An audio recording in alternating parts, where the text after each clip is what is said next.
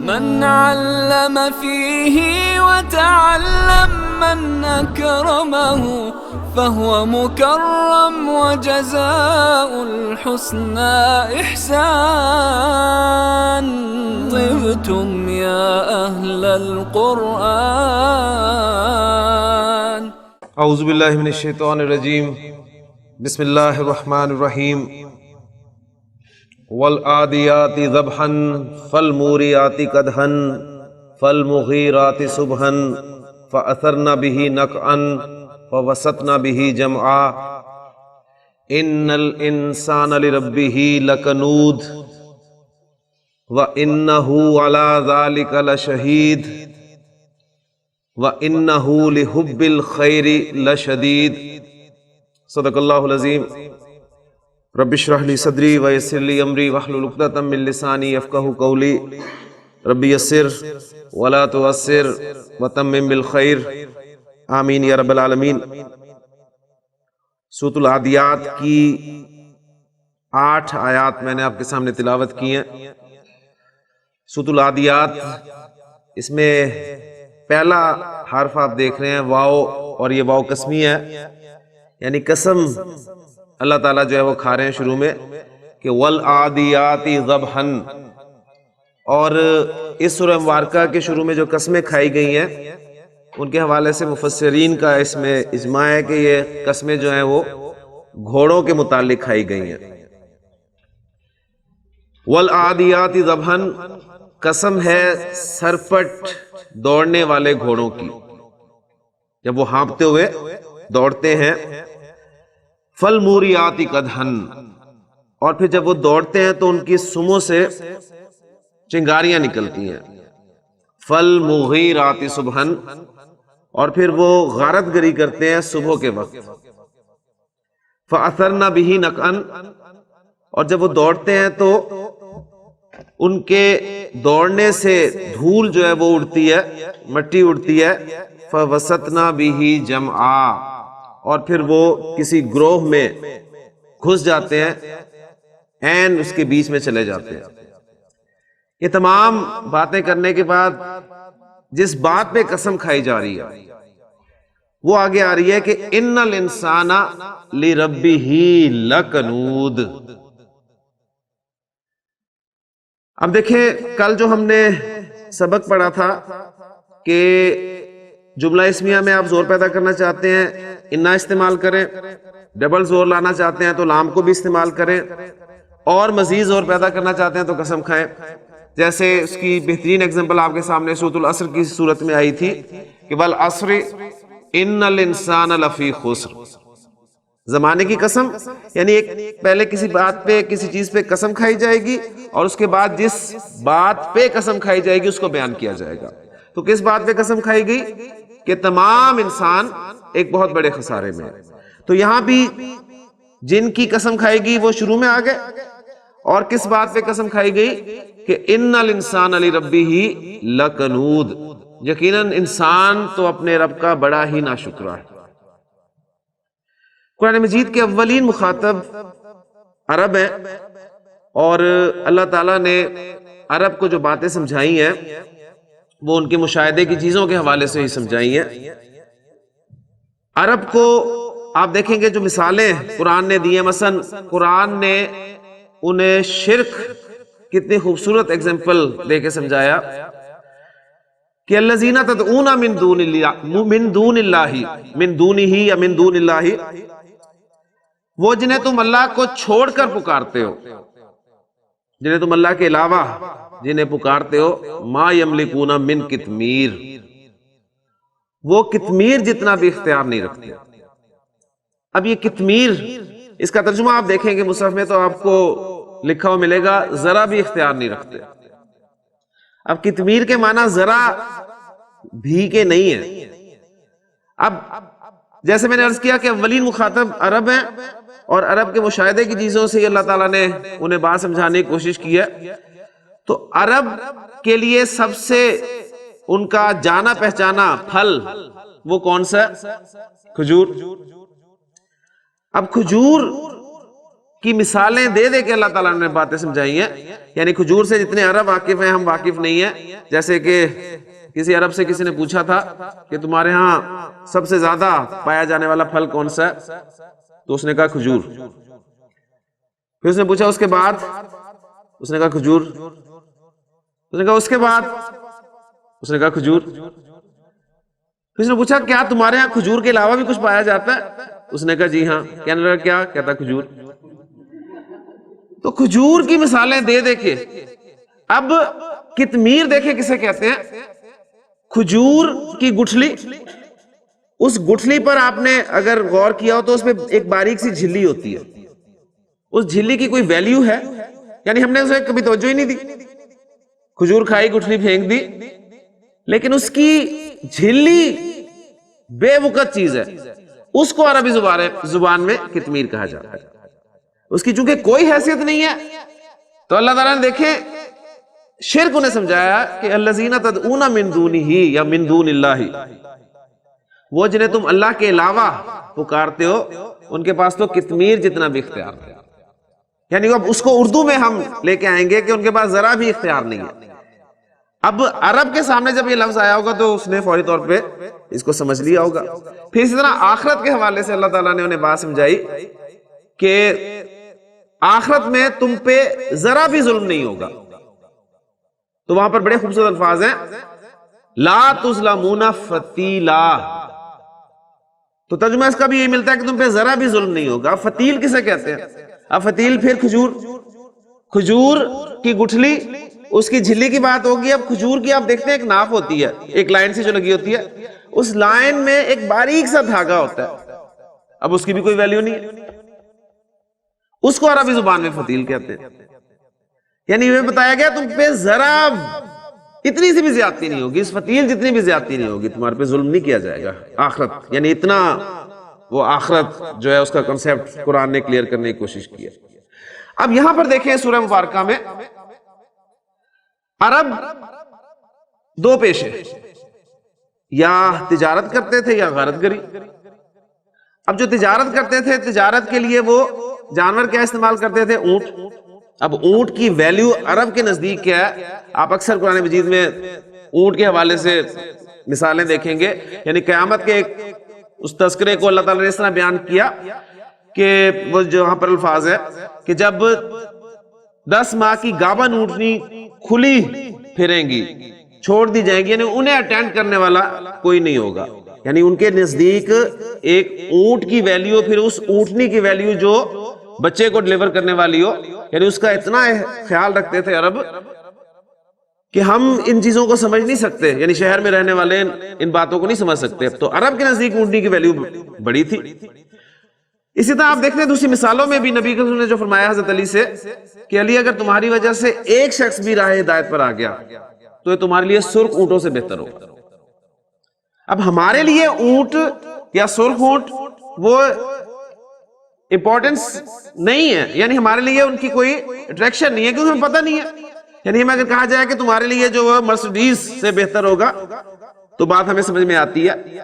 تو اس حوالے سے عرب تجارت کے لیے اونٹ استعمال کرتے تھے، ریگستان کا جہاز. اور جب وہ غارت گری کرنے کے لیے نکلتے تھے تو اس وقت وہ ظاہرہ اونٹ نہیں استعمال کرتے تھے، گھوڑے استعمال کرتے تھے. تو اب اس سورہ مبارکہ میں وہ جو ذکر ہوا ہے نا، ان گھوڑوں کا ہی ذکر ہوا ہے. اور بات اللہ تعالیٰ نے دیکھے کتنے خوبصورت انداز میں سمجھائی ہے کہ والعادیات ضبحا، قسم ہے سرپٹ ہانپتے ہوئے گھوڑوں کی، دوڑنے والے گھوڑوں کی. اور جب وہ دوڑتے ہیں تو اپنے سموں سے چنگاریاں نکالتے ہیں اور پھر صبح کے وقت وہ صبح غارت گری کرتے ہیں. یعنی قبائلی نظام ہے، ایک قبیلہ دوسرے قبیلے پر حملہ کر رہا ہے، ان کا مال لوٹ رہا ہے، ان کے لوگوں کو، مردوں کو غلام بنا رہا ہے. اب صبح کا وقت وہ چنتے تھے اس لیے کہ اس وقت انسان جو ہے وہ عام طور پہ یعنی ساری رات انسان جاگتا بھی رہے تو وہ وقت ایسا ہوتا ہے کہ اس وقت نیند آ ہی جاتی ہے. لیکن ظاہر بات ہے جو آگے موجود ہیں وہ ایسے بھی نہیں ہیں، وہ بھی تیار بیٹھے ہیں. تو وہ دھول اڑاتے ہوئے اس گروہ میں جا کر بیچ میں جا کے حملہ کرتے تھے. تو اب وہ جو ریزسٹ کر رہے ہیں آگے سے، وہ تیر چلا رہے ہیں، تلواریں ہیں ان کے پاس، نیزے ہیں ان کے پاس، اب وہ جوابی کاروائی کر رہے ہیں.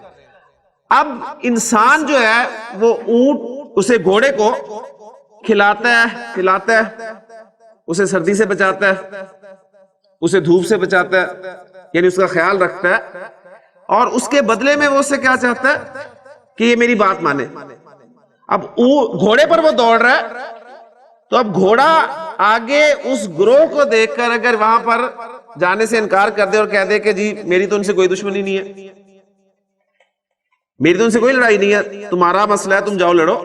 لیکن دیکھیں گھوڑا جو ہے وہ مالک کے اشارے پر اس جتھے میں گھستا ہے، اسے تلوار بھی لگتی ہے، تیر بھی لگتا ہے، گھوڑے مرتے بھی ہیں، لیکن وہ ایک جانور ہو کر اپنے مالک کے لیے اپنی جان بھی داؤ پر لگا دیتا ہے. یہ گھوڑے کی وفاداری اس حوالے سے کہ وہ جانتا ہے کہ یہ میرا مالک ہے، یہ میرا مالک ہے، مالک کے اشارے پر اپنی جان بھی جو ہے وہ قربان کرنے کے لیے تیار ہو جاتا ہے. اب یہ تمام باتیں کر کے قسم کس پہ کھائی جا رہی ہے؟ ان الانسان لربہ لکنود، انسان تو اپنے رب کا بڑا ہی ناشکر ہے. اس جانور کو دیکھے کہ وہ جانتا ہے کہ یہ میرا مالک ہے، خالق نہیں ہے، لیکن اس کے لیے وہ اپنی جان تک جو ہے وہ دے دیتا ہے. لیکن انسان جو ہے وہ اپنے رب کا بڑا ہی ناشکر ہے. وَإِنَّهُ عَلَىٰ ذَلِكَ لَشَهِيدٌ، اور ایسی بات نہیں ہے کہ اسے پتہ نہیں ہے، اس پہ وہ خود گواہ بھی ہے. کیونکہ ہم اپنے رب کے کتنے ناشکر ہیں، کیا ہمیں پتہ نہیں ہے؟ ہمیں پتہ ہے. ہم اس کو ایسا نہیں ہوگا جو کہ جی ہمیں تو پتہ نہیں ہم ناشکر ہیں. ہم کہاں ناشکری کرتے ہیں، کتنی ناشکری ہے جو ہم کرتے ہیں. تو اس پہ خود گواہ بھی ہے. اور پھر گھوڑا تو جان بھی دے رہا ہے، لیکن اس کا حال یہ ہے کہ وَإِنَّهُ لِحُبِّ الْخَيْرِ لَشَدِيدٌ، مال کی محبت کا تو یہ بڑا ہی شدید ہے. مال کی محبت تو اس کے اندر بہت زیادہ پائی جاتی ہے. تو افلا یعلم اذا بعثر ما فی القبور، تو کیا اسے پتہ نہیں ہے، کیا یہ نہیں جانتا کہ جب قبریں تلپٹ کر دی جائیں گی، یعنی قبریں ادھیڑ دی جائیں گی، وَحُصِّلَ مَا فِي الصُّدُورِ، اور جو سینوں میں ہے وہ حاصل کر دیا جائے گا، ظاہر کر دیا جائے گا. ان ربہم بہم یومئذ لخبیر، یقیناً ان کا رب اس دن ان سے خوب باخبر ہوگا، یعنی ان کے خوب اس دن خبر لے گا. اب یہ دیکھیں اصل اس سورہ مبارکہ کو بیان کرنے کا مقصد بھی یہ تھا کہ انا اس کا استعمال اور لام تاکید کا استعمال. ان الانسان، انا کے بعد اسم حالت نصب میں، لربہ لکنود، وہ دیکھیں لام جو ہے وہ آپ کو اب مل گیا تو ڈبل زور کے ساتھ. پھر انہ علی ذالک لشہید، انا اور لام اور انا کا استعمال ضمائر کے ساتھ. وَإِنَّهُ لِحُبِّ الْخَيْرِ لَشَدِيدٌ، اس میں بھی وہی اسلوب آیا. اور پھر آخری آیت دیکھیں، اِنَّ رَبَّهُمْ بِهِمْ يَوْمَئِذٍ لَخَبِيرٌ، انا بھی ہے اور لام بھی ہے. آپ دیکھیں کتنا یعنی زور آپ کو جو ہے سورہ مبارکہ میں ملتا ہے. اور ایسی بے شمار صورتیں ہیں، کم از کم انا اور لام پڑھنے کے بعد میں سمجھتا ہوں کہ قرآن مجید جب آپ پڑھیں گے تو انشاءاللہ تعالیٰ آپ کو پتہ چلے گا کہ یہاں پر کس انداز میں بات کی گئی ہے، کتنا زور ہے. اور یہی اصل میں ذہن میں رکھیے گا کہ بلاغت کہلاتی ہے. یعنی بلاغت یہ ہوتی ہے کہ جس قسم کا تقاضا کیا جا رہا ہے، جس قسم کے کلام کا تقاضا کیا جا رہا ہے، اسی قسم کا کلام جو ہے وہ بولا جائے. یعنی ایک جگہ پر آپ کسی کو بات بتا رہے ہیں کہ زید کھڑا ہے، سمپل سی خبر ہے، آپ زید کے بارے میں خبر دینا چاہتے ہیں کہ زید کھڑا ہے. اب اس کے لیے آپ کہیں جی واللہ ان زیدن لقائم، تو یہ بلاغت کے خلاف ہے. سمپل سی خبر دینی ہے آپ نے کہ زید کھڑا ہے، اس کے لیے اتنا زور دینے کی کیا ضرورت ہے کہ قسم بھی کھا رہے ہیں، انا بھی لا رہے ہیں، لام بھی لا رہے ہیں. یہ سمپل بات بھی کی جا سکتی تھی کہ زید قائم، زید کھڑا ہے. اب یہاں پر تقاضا اس بات کا نہیں ہو رہا کہ زور لگایا جائے، زور پیدا کیا جائے. جہاں پر تقاضا ہے کہ یہاں پر زوردار انداز میں بات کرنی چاہیے، وہاں پر اس کے مطابق جو ہے وہ اسلوب اختیار کرنا، یہی بلاغت ہے. اور قرآن مجید سے زیادہ بلیغ اور فصیح کلام نہیں ہے. آج ہم مزید ایک سٹیپ اس میں لے کے جا رہے ہیں اور وہ بھی انتہائی اہم سٹیپ ہے انا کے حوالے سے، اور اس کے بعد آپ دیکھیں گے قرآن مجید کا ایک اور اہم پہلو آپ کے سامنے آئے گا انشاءاللہ۔ زید عالم، جی کیا ترجمہ ہے اس کا؟ زید ایک عالم ہے، زید ایک عالم ہے۔ اچھا میں اس میں زور پیدا کرنا چاہتا ہوں تو کیا کروں گا جی؟ انا لگاؤں گا، انا لگے گا جب تو زید جو ہے وہ حالت نصب میں چلا جائے گا، انا زیدن اور عالم۔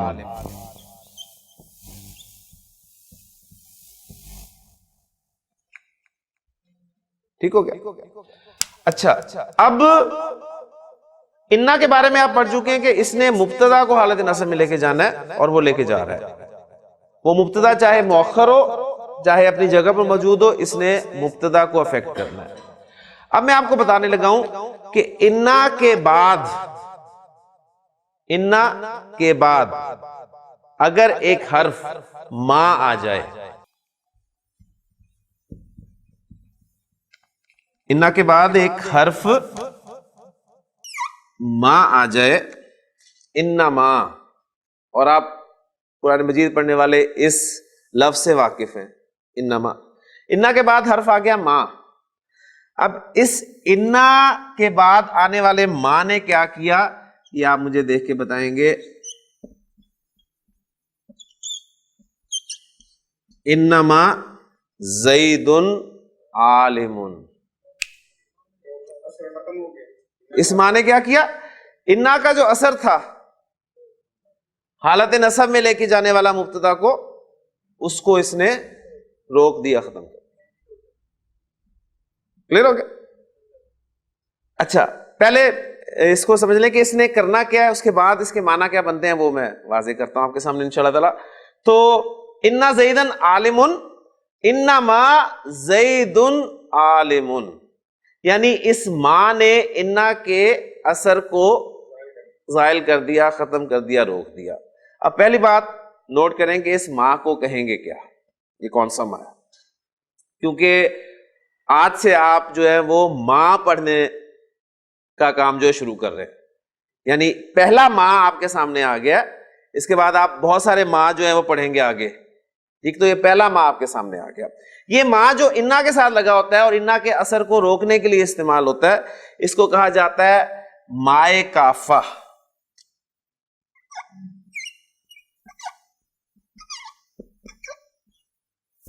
کفہ یا کفو کے معنی ہوتے ہیں روکنا، ٹھیک ہے؟ تو ہاں جی، تو کافہ روکنے والی، یعنی ماں، اور حروف جو ہے یہ چونکہ مؤنث شمار ہوتے ہیں اس لیے اس کے حوالے سے مائے کافہ ایسے کہا جاتا ہے، یعنی روکنے والی ماں، ٹھیک؟ یعنی کس کو روکنے والی؟ انا کے اثر کو روکنے والی ماں۔ کلیئر ہو گیا؟ اب آتے ہیں جی اس کا ترجمہ کیا بنے گا۔ انما زید عالم،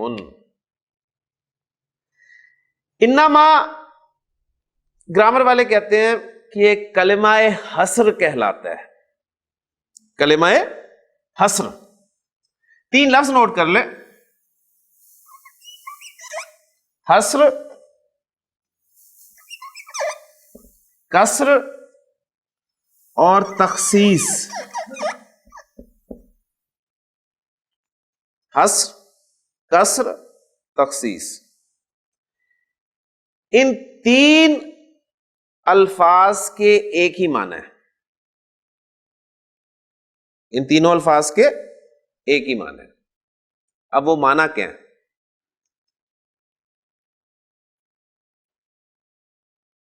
حصر، کسر اور تخصیص، یہ کہتے ہیں ایک چیز کو دوسری چیز کے ساتھ خاص کر دینا، ایک چیز کو دوسری چیز کے ساتھ خاص کر دینا، ایک چیز کو دوسری چیز میں بند کر دینا، ایک چیز کو دوسری چیز میں بند کر دینا۔ تو حصر، کسر اور تخصیص تینوں ایک ہی معنی میں استعمال ہوتے ہیں. اب اس نے کس نے بند کر دیا, کس کو بند کر دیا, اب اس کو سمجھ لیں.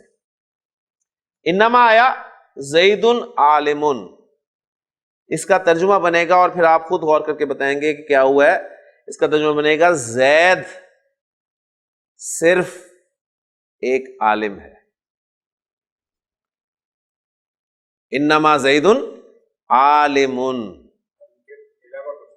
زید صرف ایک عالم ہے. اس میں اصل میں یہ ہوتا ہے مخاطب کے اعتبار سے. مخاطب جو ہے وہ زید کو سمجھ رہا تھا کہ وہ عالم بھی ہے اور وہ مفتی بھی ہے. ٹھیک ہے, آپ نے انما استعمال کر کے انما زید عالم, اس کے مفتی ہونے والا جو ہے وہ ختم کر دیا, اور اس کو یعنی مخصوص کر دیا عالم کے ساتھ. میں کہا زید صرف ایک عالم ہے, یعنی اور کچھ نہیں والی بات نہیں کریں گے ذہن میں, اس لیے کہ زید انسان بھی تو ہے, زید انسان ہے, زید جاندار ہے, ٹیچر ہے, اور بھی کچھ ہو سکتا ہے. لیکن یعنی وہ مخاطب کے ذہن میں جو دو باتیں تھی نا کہ زید مفتی بھی ہے اور عالم بھی ہے, آپ نے یہ جملہ بول کر یعنی انما لا کر اس کے ایک خیال کو جو ہے وہ دور کر دیا, اور آپ نے یعنی زید کو بند کر دیا علم میں. ٹھیک ہے نا, یعنی اس وقت جو مخاطب کے ذہن میں جو دو چیزیں تھیں کہ زید عالم بھی ہے اور زید مفتی بھی ہے, تو آپ نے کہا کہ نہیں, زید انما زید عالم, زید صرف ایک عالم. جیسے آپ مجھ سے سوال کرتے ہیں, آپ مجھ سے پوچھ لیتے ہیں, فقہ کے سوال پوچھنے شروع کر دیتے ہیں.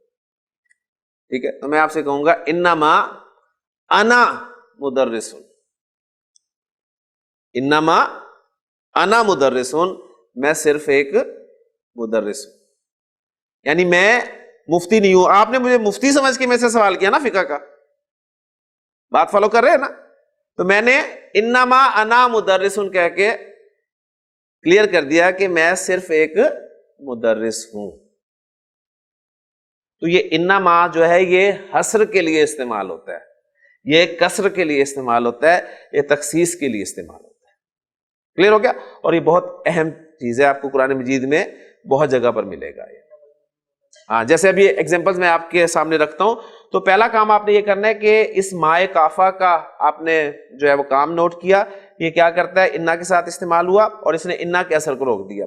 اچھا, کچھ لوگ کہتے ہیں کہ یہ انما ایک ہی لفظ ہے, یعنی اس میں یہ دو جوڑنے کی ضرورت نہیں ہے, بس ایک کلمہ حصر کے طور پہ استعمال ہوتا ہے. لیکن زیادہ جو آپ وہ دیکھیں گے کہ انا کے ساتھ یہ ماں لگتا ہے اور یہ اس انا کے اثر کو جو ہے وہ ختم کر دیتا ہے, روک دیتا ہے. اب میں مزید اس کی ایگزامپلز آپ کے سامنے لے کے آتا ہوں. الاعمال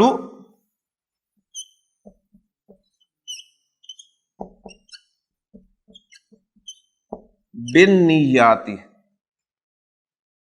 مبتدا اور خبر دو اجزاء پر آپ کا جملہ اسمیہ مکمل ہو رہا ہے. الاعمال مبتدا اور بالنیاتی جار مجرور مل کر خبر بن گیا. تمام اعمال نیتوں کے ساتھ ہیں, تمام اعمال نیتوں کے ساتھ ہیں. اس میں جب ہم زور پیدا کرنا چاہیں گے, انا لگائیں گے, تو ان الاعمال بالنیات یہ بن جائے گا یقیناً تمام اعمال نیتوں کے ساتھ ہیں. لیکن جب آپ کے ساتھ آپ اس جملے کے شروع میں انا ما لگائیں گے,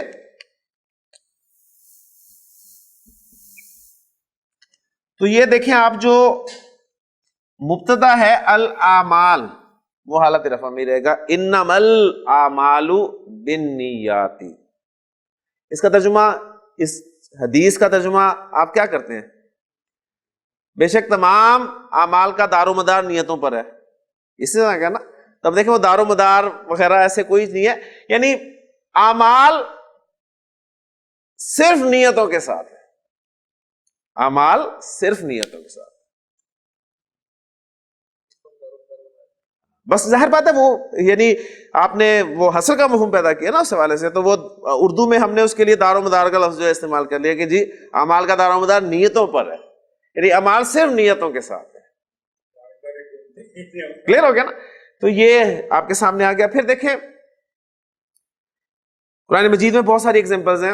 وَإِذَا قِيلَ لَهُمْ لَا تُفْسِدُوا فِي الْأَرْضِ, جب ان سے کہا جاتا ہے کہ زمین میں فساد مت پھیلاؤ, قالو تو کہتے ہیں انما نحن مصلحون.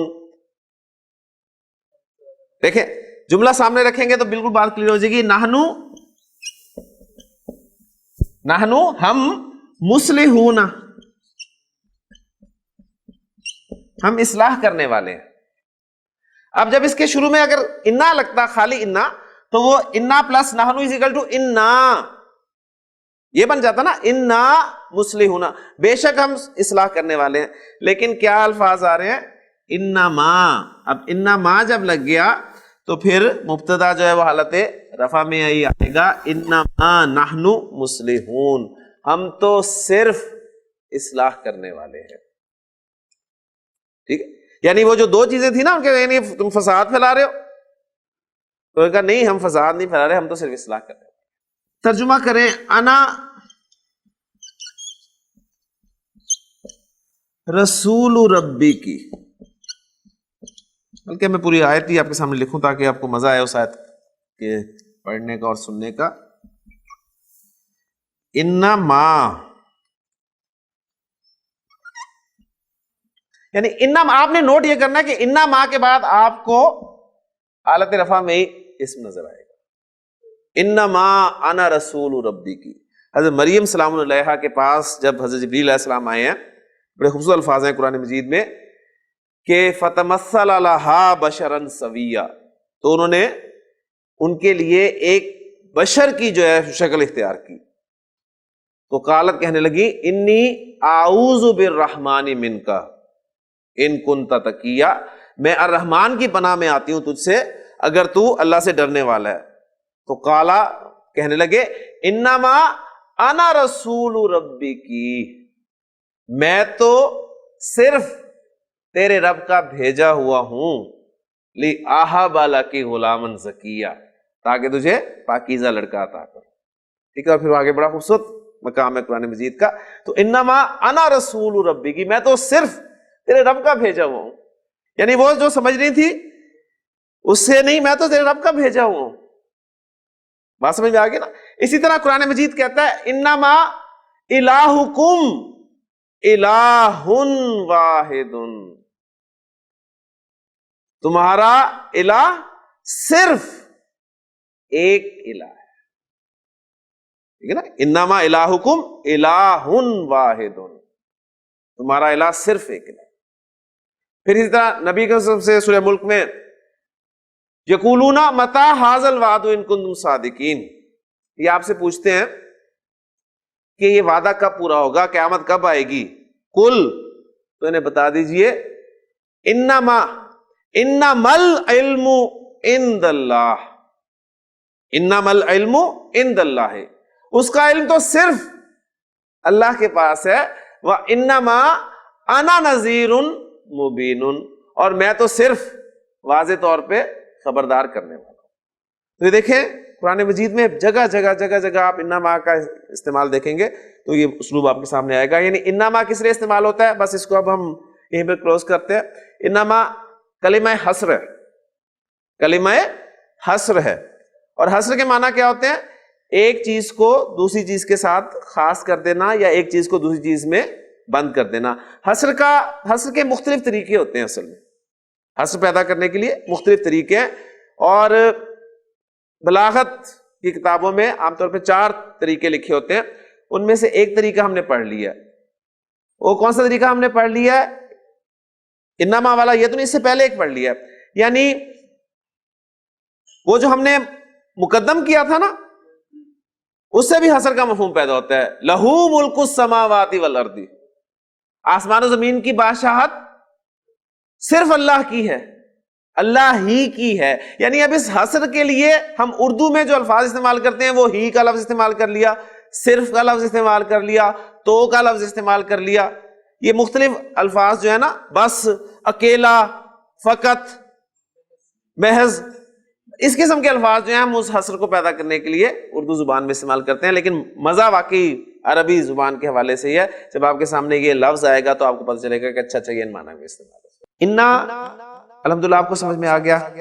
انا کی ایک فیملی ہے، انا کی ایک فیملی ہے، اور وہ فیملی جو ہے وہ جانی جاتی ہے انا و اخواتہا کے نام سے. اخوات اختن کی جمع ہے، اختن کی جمع اخوات. اخواتہا ہر سسٹرز، یہ ترجمہ کریں گے انا اینڈ ہر سسٹرز. یعنی انا اس کا مطلب ہے کہ انا بھی مؤنث ہے، اور کیونکہ حرف میں نے آپ کو بتایا کہ حرف جو ہے وہ مؤنث کنسیڈر کیا جاتا ہے، اس حوالے سے انا و اخواتہا، انا اور اس کی بہنیں. 6 بہنیں ہیں ٹوٹل، ٹھیک ہے. ان 6 میں سے انا کو ہم نے الحمدللہ پڑھ لیا. کس لیے آتا ہے انا؟ تاکید کے لیے. اب میں 5 بہنوں کا تعارف صرف مختصراً یہاں پر کرا رہا ہوں، اور پھر انشاءاللہ تعالی مختصراً ان کے بارے میں بات کریں گے. انا کی دوسری بہن ہے انا. انا الف کی زیر کے ساتھ ہے اور انا الف کے زبر کے ساتھ.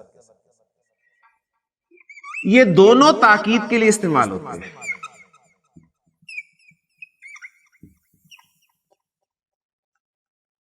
تاکید کے لیے. تیسرا کا انا،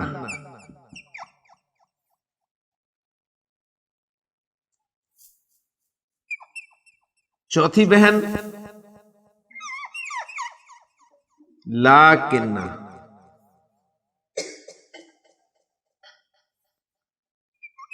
پانچویں لا اللہ، اور چھٹی لیتا. یہ 6 آپ کو حروف یاد ہونے چاہیے. انا پہ ہم نے بہت ٹائم لگایا، تفصیل سے اس لفظ کو پڑھا، اس کے بارے میں بہت ساری ڈیٹیلز ہمارے سامنے آ گئی ہیں. انا میں فرق کیا ہے؟ الف کی زیر زبر کا فرق ہے، اور دونوں کے سامنے میں لکھا ہے کہ تاکید کے لیے استعمال ہوتا ہے. ٹھیک ہو گیا؟ کأنا، لاکنہ، لا اللہ اور لیتا، یہ کس لیے استعمال ہوتے ہیں اس پہ انشاءاللہ تعالیٰ اگلے لیکچر میں بات کریں گے. ابھی صرف میں آپ کے سامنے انا اور انا کا فرق جو ہے وہ رکھنا چاہتا ہوں. دونوں تاکید کے لیے استعمال ہوتے ہیں. مثلا ایک جملہ آپ کے سامنے لکھتا ہوں تو بات بالکل کلیئر ہو جائے گی. میں کہتا ہوں محمد